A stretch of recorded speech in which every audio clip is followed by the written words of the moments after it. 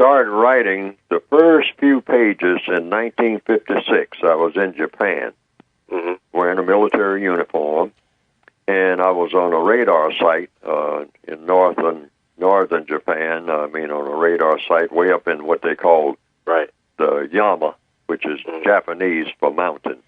Right. And this radar site was facing the southern coast of Russia and North Korea. And it was a small unit there, and it was located there. And I was there for a year. It's called a hardship post because it was kind of isolated. Oh, I believe and during that period, the Little Rock crisis broke out in 1957 because I arrived there in late 56, if I remember correctly. But I was certainly there in 1957 in September when the Little Rock Central High School riots broke out. And we were hearing about that.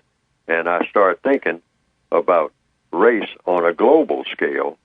And I was noticing certain things that was happening there in Japan and talking. I talked to a Japanese lady who said something about why do white GI, they call them, government issue, means white soldiers, talk dummy. And the word dummy, if I recall correctly, in Japanese meant talk bad about chocolate soldier. All time talk bad about chocolate soldier. If I recall how that conversation went with the lady. And so I raised the question, what do you mean?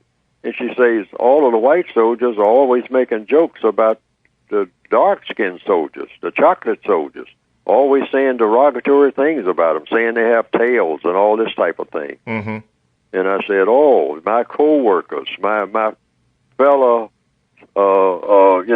comrades in arms, and that's the way they talk about us. Of course, that was nothing strange to me. I'd heard the N-word, right out of the bat. Right while I was in training and all like that. When I was formerly in the Army.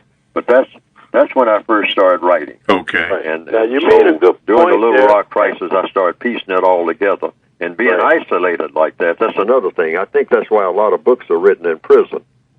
You have time to think, probably for the first time in your entire existence.